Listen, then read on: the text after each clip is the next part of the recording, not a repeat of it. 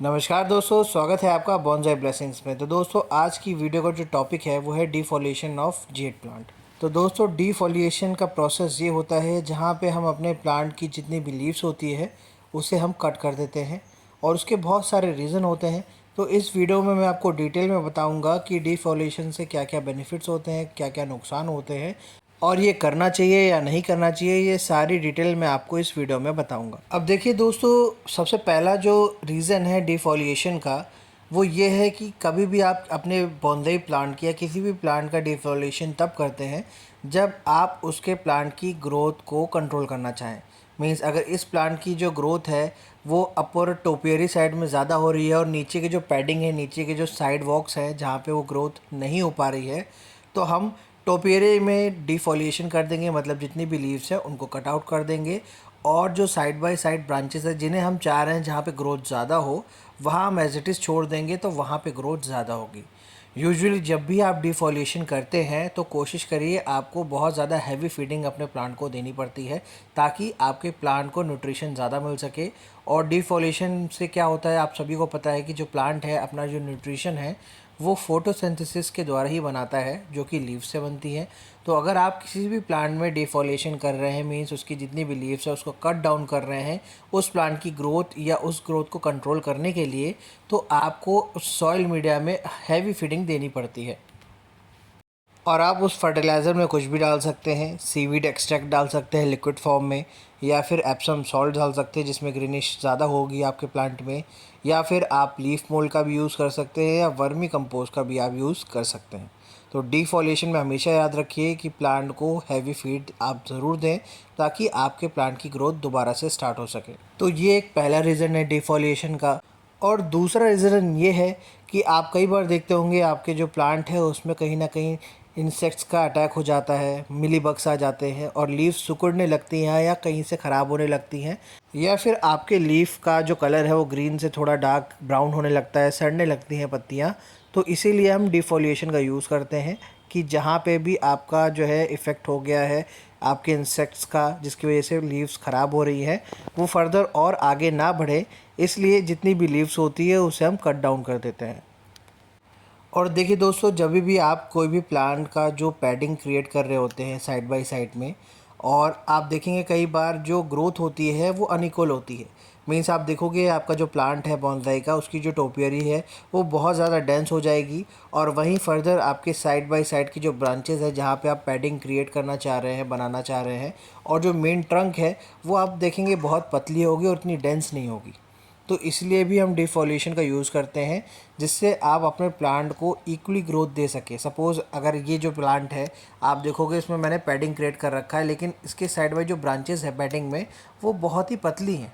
बहुत ईज़िली जब इसमें वेट पड़ेगा तो ये क्रैक हो सकती है, टूट सकती हैं। तो इसीलिए डिफोलिएशन का हम यूज़ करेंगे जिससे हम उसकी जो ग्रोथ है, उसकी जो एनर्जी है मेन ट्रंक में दे सके। और जैसे कि आप वीडियो में देख पा रहे हो, पैडिंग जो क्रिएट कर रहा हूँ उसकी स्टेम को मोटा करने में। तो यहाँ पे जो टोपियरी है सारी एनर्जी उस पे जा रही है, वहाँ पे डेंस हो रही है और उसकी वजह से वेट पड़ रहा है और ट्रंक जो है बहुत पतला रह जा रहा है, और साइड बाय साइड जो पैडिंग है वो भी बहुत ज़्यादा पतली है। तो इसी के लिए डिफोलिएशन हम करेंगे, जितनी भी लीव्स है उसे हम कट डाउन करेंगे जिससे ग्रोथ जो है इक्वली हमारे प्लांट में डिस्ट्रीब्यूट हो और हमारा जो प्लांट है वो काफ़ी थिक हो सके, जिससे इसका जो वेट आगे आने वाले टाइम पे बढ़ेगा वो आपका रूट सिस्टम स्टेबल कर पाए। और दूसरी यहाँ पे एक चीज़ ध्यान देने वाली ये भी है कि कभी भी अगर आपका प्लांट आपको लग रहा है हेल्दी नहीं है, तो उस केस में कभी भी आपको डिफोलिएशन का प्रोसेस यूज़ नहीं करना चाहिए। अगर आप ऐसा करते हैं, इसका मतलब ये है कि बीमारी में भी आप, जैसे सपोज़ किसी बीमार आदमी को भी आप बहुत सारा और काम करा दे रहे हैं और उसकी एनर्जी और ज़्यादा वेस्ट कर रहे हैं और डाइट कुछ नहीं दे रहे हैं, तो वो जो बंदा है वो मरने की कगार में आ जाएगा और मर भी जाएगा। सेम एज इट इज़ आपका जो प्लांट होता है, बीमार है आपका प्लांट, तो उसमें कभी भी डिफोलिएशन नहीं करना चाहिए था। वो एक पॉइंट मैंने अलग बताया था कि आपका जो प्लांट है उसमें लीव्स में कोई इंसेक्ट्स का अटैक हुआ है और सारी लीव्स ख़राब नहीं हुई, थोड़ी बहुत आपकी इफ़ेक्ट हो चुकी है, तो उसके लिए केस में मैंने आपको बताया था डिफोलिएशन आप कर सकते हो। लेकिन अगर आपका प्लांट सूख रहा है, ड्राई हो रहा है या किसी पार्ट से पूरा ड्राई आउट हो चुका है, आधा सूख चुका है, उस केस में आप बची कुची लीव्स है उसको भी अगर कट डाउन कर दोगे, इसका मतलब आप अपने प्लांट को कोई न्यूट्रिशन ही नहीं दे रहे हो।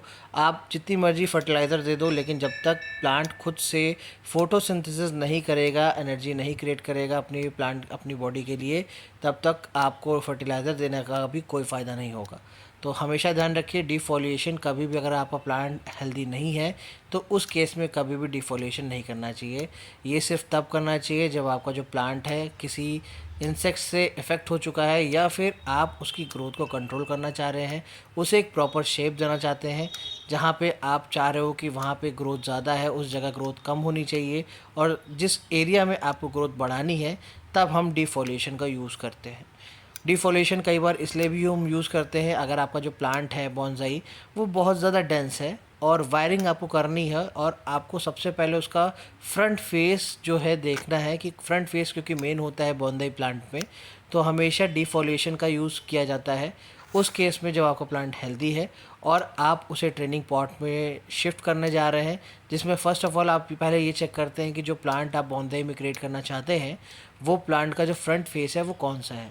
फ्रंट फेस जानने के लिए और कौन से शेप में और कौन सी डिज़ाइन में कौन सी स्टाइल में आपका ये प्लांट जो है बॉन्साई क्रिएट करने के लिए रहेगा सूटेबल, उसके लिए हम डिफोलेशन का यूज़ करते हैं।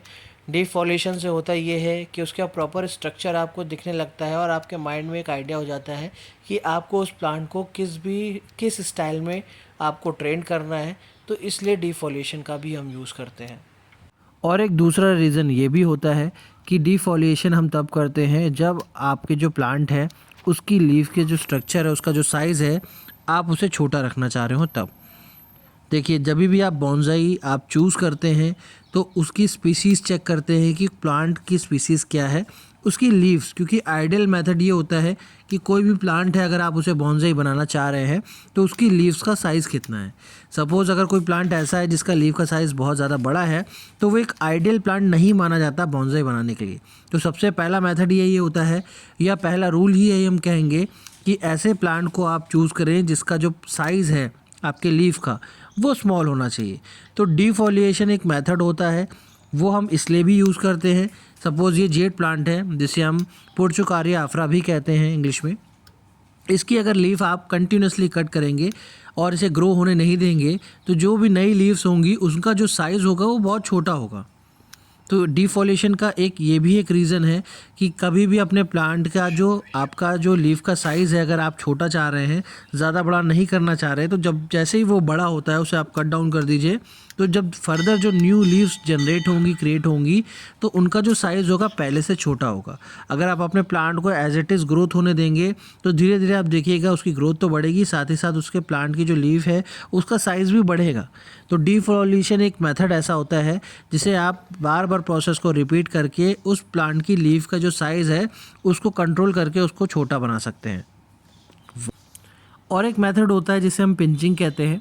जैसे सपोज़ इसमें मैं सीज़र का यूज़ कर रहा हूँ, तो ये जेड प्लांट ऐसा होता है कि आप इसे अपने नाखून, अगर नाखून आपको थोड़ा बड़ा भी है तो डायरेक्ट आप पिंच कर सकते हैं, मीन्स आप नोच सकते हैं, वो ईज़िली आपका निकल आएगा लीफ। इसमें अगर सीज़र आपके पास नहीं भी है तो जेड प्लांट की लीफ में अगर आपको कट इट डाउन करना है, पिंचिंग करनी है, पिंचिंग का ये भी मेथड होता है कि प्लांट जैसे जैसे ग्रो हो रहा है आप दोबारा पिंचिंग कर देते हो। तो जेड प्लांट आप देखोगे इतना हार्डी प्लांट है कि जब आप उसकी कटिंग करोगे तो वहाँ से एक नहीं बल्कि 2 शूट्स निकलती हैं। फिर वो फर्दर 2 शूट जैसे बड़े होंगी उन्हें फिर आप कट इट डाउन कर दें या पिंचिंग कर लें, मीन्स उसको वहाँ से कट डाउन कर दें, तो आप देखिएगा जहाँ जहाँ से कट डाउन किया है वहाँ से भी 1 या 3 आपकी ग्रोथ होनी चालू हो जाएगी। मतलब सिंगल ग्रोथ नहीं होगी, जहाँ पे आप पिंच करते हो वहाँ से 2 या 3 ग्रोथ निकलती है। तो एक मेथड होता है प्रूनिंग या फिर पिंचिंग, जिससे आप अपने प्लांट को डेंस भी कर सकते हो, ज़्यादा घना बना सकते हो और प्लांट को अच्छे से शेप में भी ला सकते हो। और एक रीज़न है वायरिंग। आपको जब वायरिंग करनी होती है तो कई बार आप देखोगे लीफ से बहुत प्रॉब्लम होती है, आप अच्छे से अपनी प्लांट में वायरिंग नहीं कर पाते हो और अपने प्लांट को डैमेज कर देते हो। तो वायरिंग करने से पहले हमेशा डिफोलिएट आप कर लें।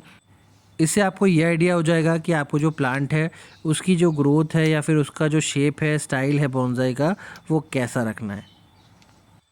और दोस्तों कई बार आप YouTube में सर्च आप करोगे डिफोलिएशन टॉपिक पे, तो कई बार आप कुछ वीडियो में देखोगे कि कई बार जो कटिंग है वो हाफ़ कटिंग करते हैं। मीन्स जो लीफ है उसको पूरा आपको रूट से ना काट के, जहाँ जड़ है वहाँ से ना काट के, जहाँ से ग्रोथ है वहाँ से ना काट के उसको सेमी हाफ़ कट कर देते हैं, जो कि गलत है।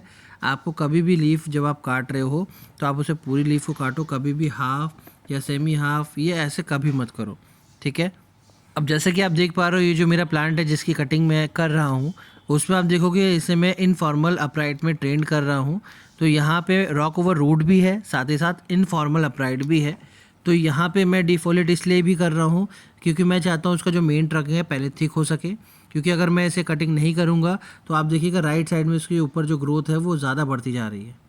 तो यहाँ पे मैं डिफोलेट इसलिए भी कर रहा हूँ कि जो मेन ट्रंक है जिसे मैंने वायरिंग भी कर रखी है तो ये थोड़ी थिक हो। थिक पे आपका जो प्लांट है वो थोड़ा एजेड लगता है, थोड़ा पुराना लगता है।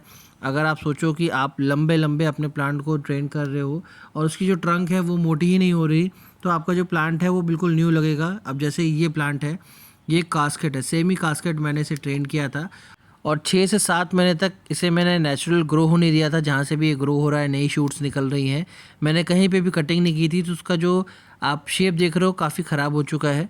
कहीं से भी जो बेस है वहाँ से भी रूट्स निकल रही हैं, नए नए शूट्स निकल रहे हैं। तो इसे भी मैं कट भी करूँगा, साथ ही साथ डिफोलिएट भी करूँगा, ताकि आपकी जो मेन ट्रंक है वो थोड़ी थिक हो सके और मनचाहा ग्रोथ जहाँ मैं देना चाह रहा हूँ मेनली इसकी टोपियरी में। और उसके बाद जो नीचे ग्रेविटी की वजह से आप देखोगे अपने आप ग्रोथ इसमें होगी। तो मुझे नीचे जो इसकी ट्रंक जा रही है सेकेंडली जो कि कास्केड में होती है, उसका मुझे इतनी दिक्कत नहीं है। मुझे मेन आपका इफेक्ट या फिर मुझे फोकस करना है इसकी जो अपर जो ट्रंक जा रही है जहाँ पे टोपियरी क्रिएट करनी है, तो वहाँ पे मैं ट्रिमिंग करूँगा जहाँ से नई नई शूट्स क्रिएट होंगी और वहाँ पे थोड़ी टोपियरी बनेगी, थोड़ा डेंस होगा माहौल। तो ये सारे रीज़न थे जो मैंने ऑलरेडी आपको डीपली इस वीडियो में बताए हैं। तो अगर आपको हमारी वीडियो अच्छी लगे तो हमारी वीडियो को लाइक करिएगा और चैनल को सब्सक्राइब ज़रूर करिएगा। मिलते हैं आपसे नेक्स्ट वीडियो में, तब तक के लिए शुभ रात्रि, शब ख़ैर।